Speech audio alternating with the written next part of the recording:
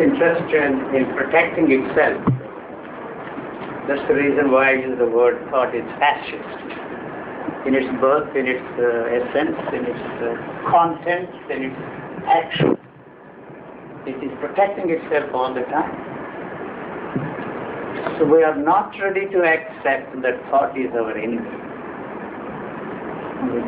He is. We accept. I've been having an argument with John about it.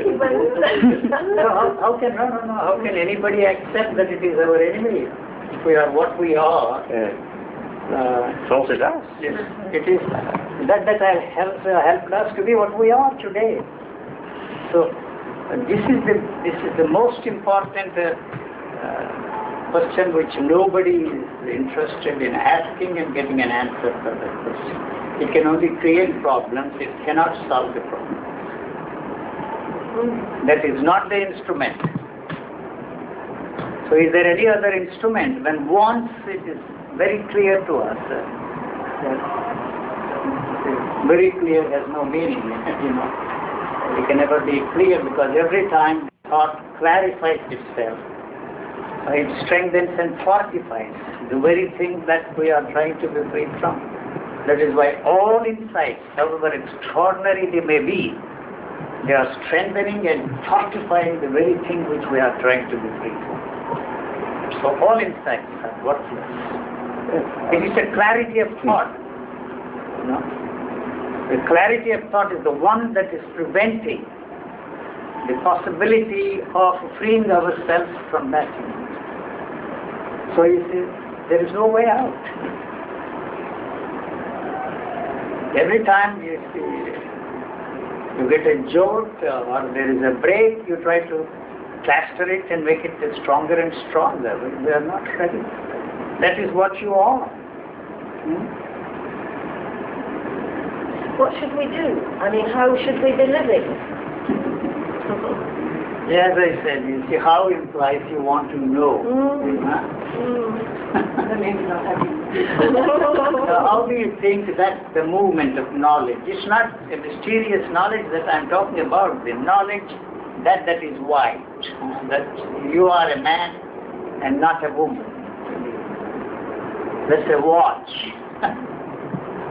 That is the knowledge I'm talking about. And if that knowledge comes to an end, you, what you call you, as you know yourself, as you experience yourself, is coming to an end. That's the death. There is no other death. So it is not possible for us to let that go. Why is it possible? They will drop dead. What's wrong with There is that? nothing wrong if you are frightened. Because that's the very thing you don't want to be free from. Fear is all that is there. So, fear is something which you can never touch. Because it's just like the burning sun there. If you look at the sun, you are finished, your eyes are gone. That's why the nature has provided us with these eyelids. We close it to protect this living organism. It's not interested in trying to find glasses to look at the burning sun. So whatever is happening is an outburst of energy there, the fear, anger. Anger is something which you can never touch. It is something like the tide in the ocean. You cannot separate anger from the energy that is there. It's an outburst of energy. All the therapies, all the techniques we have come up with are only adding momentum to that, giving strength to that. If you don't want to be free from fear. No? Why not means you will drop dead. Try. Don't ask the question why not. By asking the question why not, you are making it difficult for whatever is there, the fear or whatever you want to call it, to burn itself. The acceptance does not really mean anything. It's just an empty word. So I accept means there is no action there. The fear does not come to an end. What is there is fear. Not the fear, the knowledge you have of fear. The fear is not there, the anger is not there. When you are hopping mad with anger, you will not go to somebody and ask him, how can I be free from anger? Not at all. It's not there anymore, it's gone. So anything that is happening within the framework of this body cannot be wrong, cannot be false. Unfortunately, the culture says that you should not be angry, that you should be free from anger, this, that and the other. But what you are dealing with is not anger, but frustration. You have succeeded all your life, for whatever reason, to be free from anger, you have not succeeded. So what you are left with is the frustration. So it's the frustration that is really the problem, not the anger. We attribute, you see, our actions to anger. But actually, why should a mother beat a child, loving child, innocent, delicate child? Because the mother cannot control the actions of the child. You don't have the guts to feel that, you see, it is your frustration, it's not anger. And you beat the child and then pick up the child and kiss the child and this is a joke, you see. But we can't deal with any of those things. There is no way you can touch them because thought is dead. It's not something living, it's matter. So matter cannot stay in this tremendous energy. It is burning itself out and becoming part of energy. But by demanding to experience the same thing over and over and over again, we are creating this illusory entity. The continuity. Actually, there is no continuity there at all. It's all in frames. But the physical body is functioning in frames. It is only the physical body that functions from moment to moment. So the whole talk of, living from moment to moment is a joke. The mind can never live from moment to moment. It's only interested in continuity. It's interested in permanence. Yes, I think I would agree with that, absolutely. So is there a mind, first of all, I can say it's a myth. You and I are created by culture for the main sole purpose of maintaining its continuity. Just the way we have to breathe to survive, you have to use culture to experience yourself as an entity and function sanely and intelligently. And at the same time, this very same culture has created this neurotic situation, wanting two things at the same time. So that is the reason why you maintain neurosis is absolutely essential for survival in this world. Otherwise you will go crazy. Yes, I suppose you couldn't sue somebody for not keeping a promise if it wasn't the same person that you were suing. So the culture's got to have continuity. It's got to posit its due or are continuous. So the identity, what we call identity, can only be maintained through the constant use of the neurons in the brain, the memory. Yeah. That's the only way. That is why it creates images. It is the physical sensory perceptions cannot create any image. It is the cultural input that creates these images. So as I said before, these sensory perceptions are all independent. The sensory activity is independent. It's no different from the camera. I am looking at you and it throws the image on the retina. So if I turn this side, the whole thing is wiped out. There is no way the eyes can recreate the image that is there on the retina. It must focus it on the object. So even this, what we are told, that the light falls on the object and it activates the optic nerves and throws the image on the retina. This is something which cannot be experienced by you at all, except through the knowledge that is given to us by these physiologists.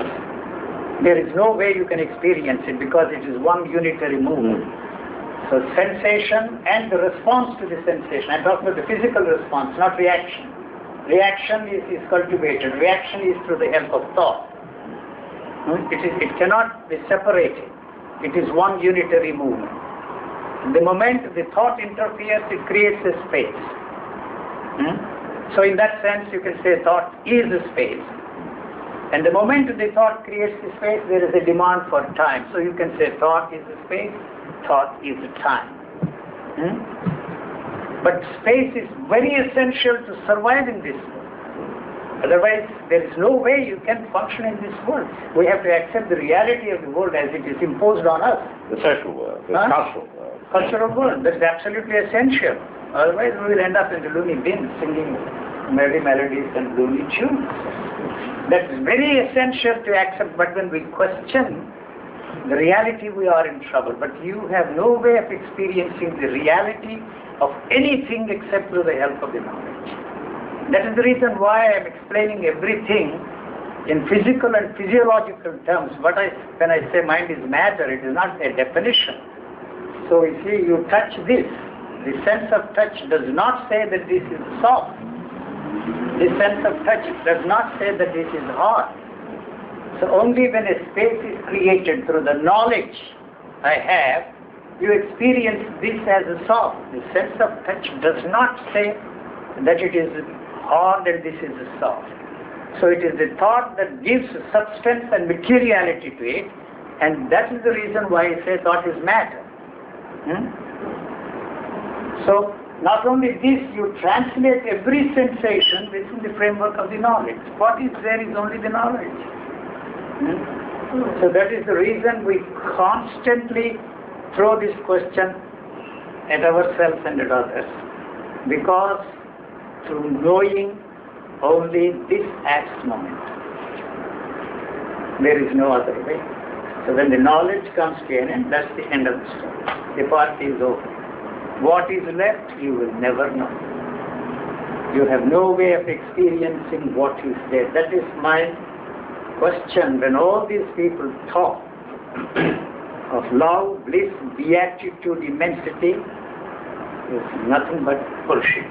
Because you have no way of experiencing what you are left with when this moment of knowledge is absent and talk about it. So then it becomes the same storm.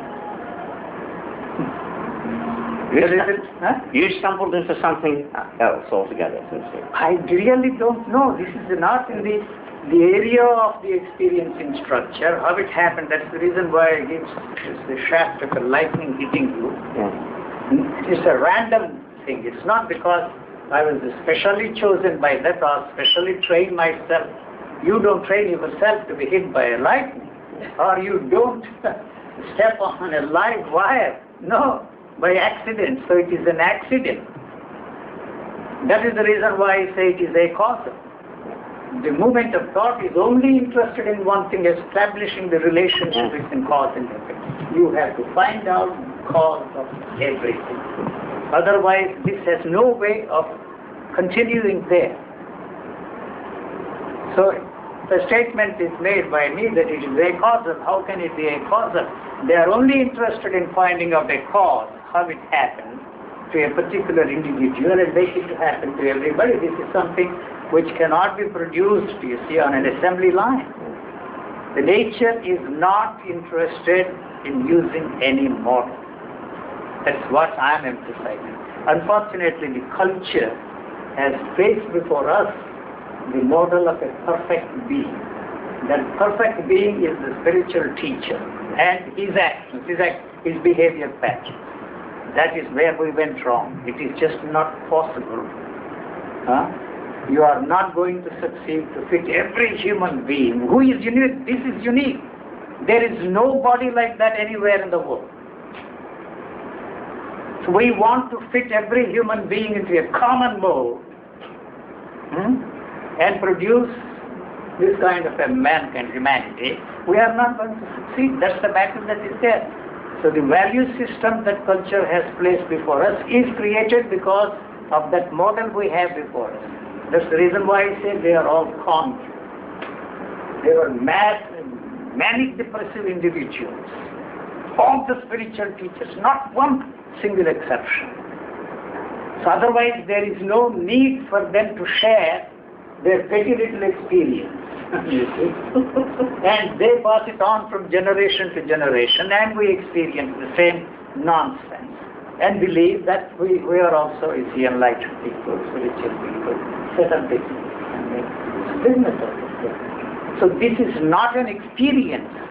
What hit this individual, if I put it that way, is that there is no such thing as a new experience at all. It drives you almost flip. The line of demarcation between a madman and me is very, very thin. Very thin. It drives you crazy. Really. So, if you pose this question, this was my question. Is there anything I want other than what culture or what others wanted me to want? Is there any thought I have which I can call my own? Huh? Is there any way of thinking, any other way other than they ever wanted me to think? It never occurred to me for a long time, this want, not to want what others wanted me, also I want. So that is the reason why I maintain, wanting is thinking. It doesn't matter what you want. You begin to think. So the thinking is possible only when you rely upon somebody else's ideations and mentation. There is no way. So that is the reason why I don't have any thoughts of my own. Not one thought which I can call my own. We all, if you pick up those things, make it ours from the common pool. When I use the word common pool, I don't mean Jungian phrase. No. Not at all, not at all. It is passed on to from generation to generation. My grandmother told me that the sky is not blue anyway, it's cloudy. Even that, somebody told me. I told you one Texan scientist visited me. He said, now I know why the sky is blue. What the hell you are talking about? My grandmother told me sky is blue. Every time I look at the blue sky, I said to myself, the sky is blue. Why do I have to tell myself all the time that the sky is blue? Nobody is asking me. Why do I tell myself? Why do I tell myself all the time that's a table, white table? This is what I'm talking about. If that is not, if that movement is not there, that's the end of you. So you have, that is the only identity. There is no other identity. If that comes to an end, the whole thing is finished. The knowledge that that is a table, it sounds very simple, but the crux of the problem is that.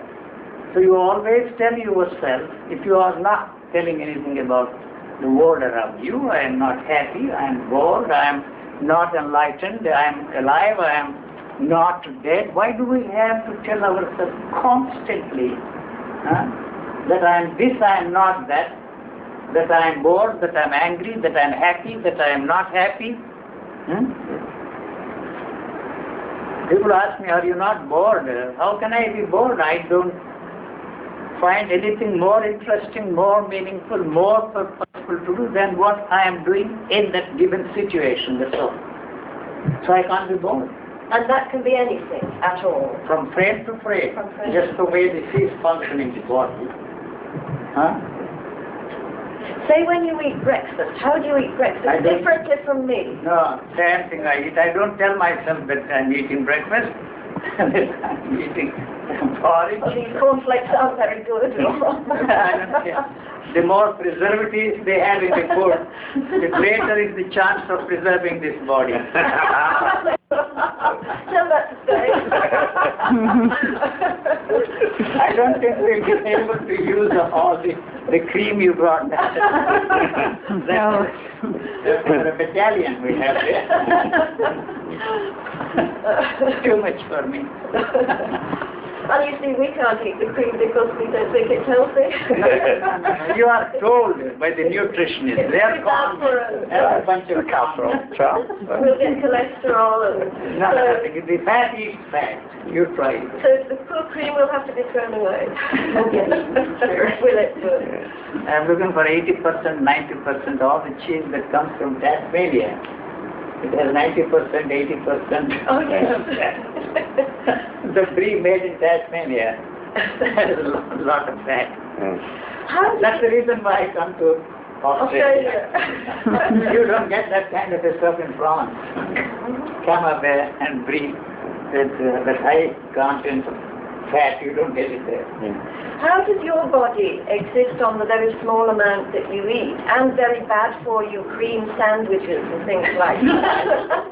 How does I your don't body... eat cream sandwich. You would That would be something new, huh? You would if you could. And the body needs very little. But The energy. you don't eat greens, not much food. I don't eat, for a vegetarian I don't eat vegetables. But how does your body... They survived 72 years, what's wrong with me? But you make us think that we should do the same. I do the same. No, but we perhaps should imitate you. No, you can't imitate. You're miserable. Don't try that. Eat varieties, that's what I always say. If you want to eat varieties of food, why not have varieties of girls? You see, it's also fun. It's the same, but we are not ready to accept that. I'm not advocating one or the other. But when once, you see, it becomes pleasure movement, then only it creates the problems. I'm not saying anything against pleasure. No. God is the ultimate pleasure, liberation, moksha, freedom. All that is the ultimate pleasure. We are not ready to accept that. And there is no way that this body can take the sensation of pleasure for long. This is what I am saying. The quest for happiness is a lost battle. The holy man can sell you any technique, any gimmick, and tell you that you can be in an eternal bliss, eternal happiness. It's not going to work because they knows every sensation has a limited life of its own. The span of life is very limited. The moment you capture that within the framework of your experiencing structure and say that it is a pleasurable sensation, the demand to keep it last longer goes with it. That is the conflict, that's the fight that is going on here. So it is rejecting all sensations. The body does not know what pleasure is.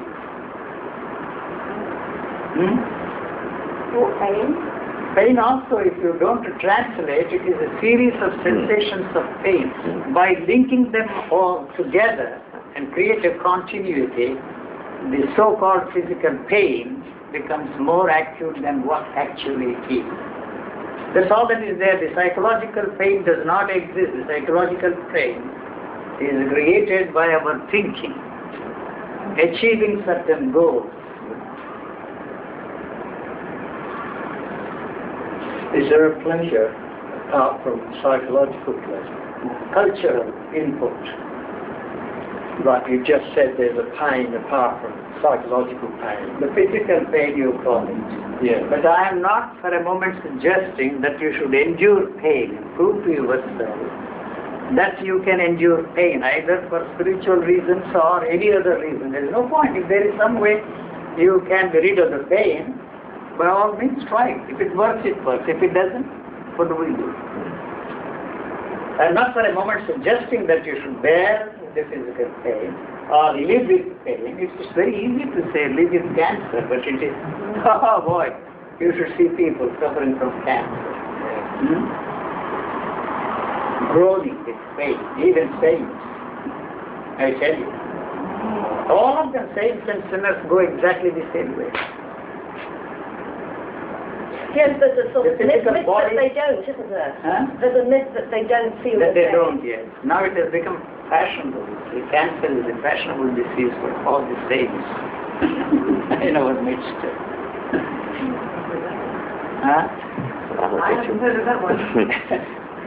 Well, Ramakrishna died. No, Krishnamurti died of cancer, Yeah. and Ramana Maharshi died of cancer, and that man there in Bombay who wrote that book, Oh, the Sagadata he died of cancer. That's why I'm asking my friends, should I die of any other disease? See that my death certificate carries because of my death cancer, otherwise Yes. I will not be recognized by posterity as a religious teacher. Not that I want people to recognize me as a religious teacher. That's the one thing I don't want. You said the body doesn't feel pleasure. What about sex? Sexual feeling. Sexual plea. You see, that's also part of the pleasure moment. It is a simple biological functioning of the brain. It has become possible for the human, if I may use that word, to have sex at any time we want, only through the help of thought. So when once you turn that into a pleasure movement, we have created the problem there. I'm not saying anything against pleasure. As far as I'm concerned, denial of sex for any reason, for spiritual reasons, or indulgence in sex, is totally unrelated to their spiritual pursuit. That's all that I'm saying. You know, it's a biological issue. Sex, you see, in a situation like this, the whole hormones have undergone a very strange. This is an abnormal person. This is an abnormal situation, and this cannot be a model for the rest of mankind. That's where we went wrong. They did not know why they could not have sex, those people, assuming for a moment they were all enlightened people. And so the whole body undergoes a chemical change. See, that means the nature has thrown this out. It has no use for nature anymore. That's why when I meet some of those people, pontiffs in India, who practice celibacy, I say, you are all committing a crime against nature. What are you doing? Why it has become a very important factor in all spiritual life is because they could not, the teachers could not have sex. For this reason. You know? Not because of any other reason. The whole body undergoes a sort of a chemical change. From the nature's point of view, it has no use for this at all. This living organism has only two things. One, survival, and the other thing to reproduce life. It's not interested in anything else.